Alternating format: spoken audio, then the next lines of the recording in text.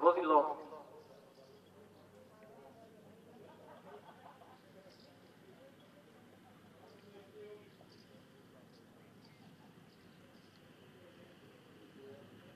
A v tejto chvíli boli dosti odštartované najbližšie k bariére. Je to Jan Tarteč, naopak najbližšie k tribúnám Gessi.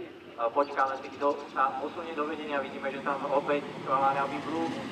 Teraz by bola zrovnaná, ale je to so štartovým číslom 4 Meteor 1S ako papierový favorit, ktorý sa s Jaromírom Kotáckom vydáva do vedenia. Stíha ho Gessi na druhej priečke, za ním je to Apollo a ďalšie kone.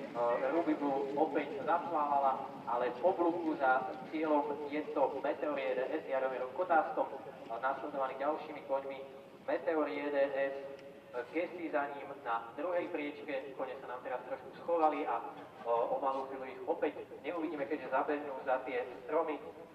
Je to však Meteor 1S a Gessi na prvých dvoch priečkách, to pole je pomerne rozťahané vzhľadom na svalové chyby mnohých účastníkov. Na treťom mieste teraz vidíme Split America Tech a zrovnanú Ruby Blue.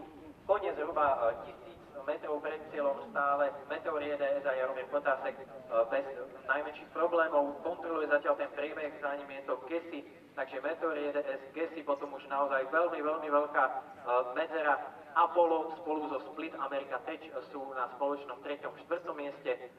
Je to stále Meteor 1S a Gessi, ktorí sa dostali do vedenia zhruba na úrovni cieľa a teraz sú na prvých dvoch priečkách, takže Meteor 1S a Gessi.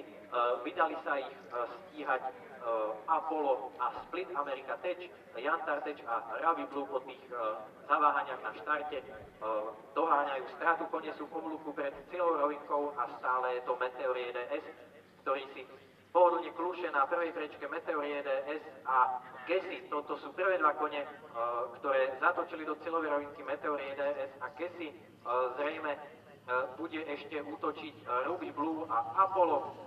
Je tam takisto aj Split America Tech, ale Meteor 1S, víťaz troch tohtoročných štartov, si neohrozne sluše po ďalšie zo svojich tohtoročných víťazstiev. Je to teda Meteor 1S s Jaromírom Kotáckom, koho tam vidíme na druhej priečke, to bude súboj medzi Split America Tech a Gessi.